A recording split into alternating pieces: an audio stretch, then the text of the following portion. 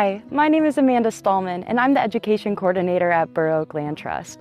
And here today, we're going to jump into the basics of tree planting, all the way from choosing your right species to giving your plant the best possible start on your property.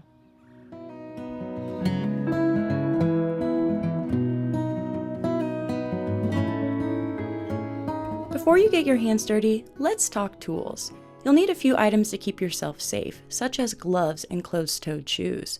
But you'll also need a shovel, a rake, and based on the age of your tree, potentially some tree stakes or fencing to keep your tree straight and safe from predation or injury. And don't forget that watering can or hose. Next up, choosing your tree. Think about what kind of goals you want to accomplish. Would you like a little bit of shade, perhaps some beauty, or maybe you want to provide habitat for our wildlife species? No matter the choice, it's best to consider planting native. Our native species, such as our river birch and bur oak, have adapted to Iowa's ecosystems over time, meaning they're great sources for wildlife and they're a little less maintenance over time.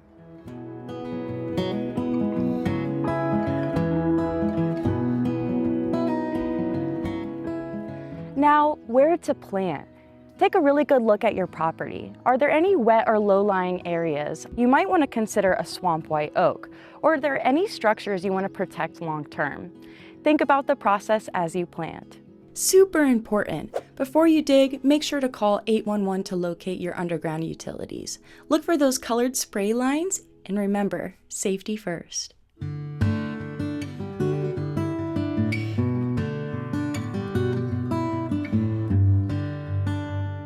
The tree we are going to be planting today is an emerald sunshine elm, a non-native species, but a great choice because it provides resistance to a common disease known as Dutch elm disease. Certain cultivars are beneficial to plant, despite they aren't originally from this region.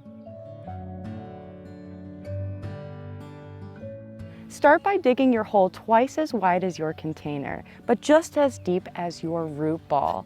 You also want to make sure that your root flare lines up right in line with the soil.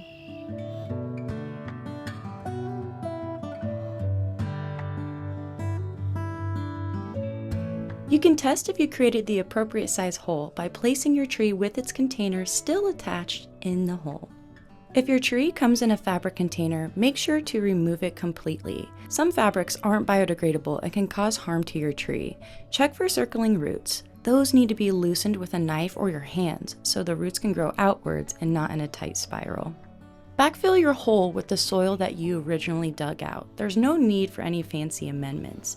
Studies show that native soils help trees establish stronger and wider root systems.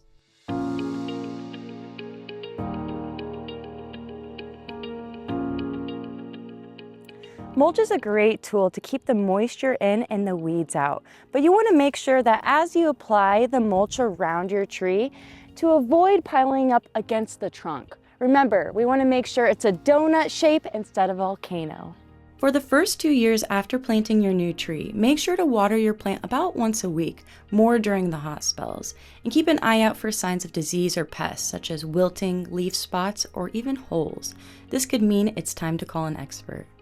You can contact the Iowa State University Plant and Insect Diagnostic Clinic with any of your questions, or check out the Garden Variety podcast on Iowa Public Radio. Remember, preparation leads to success. Make sure to ask yourself a few questions before you start planting, such as, is this the right tree for my space? Does the tree come from a reputable nursery?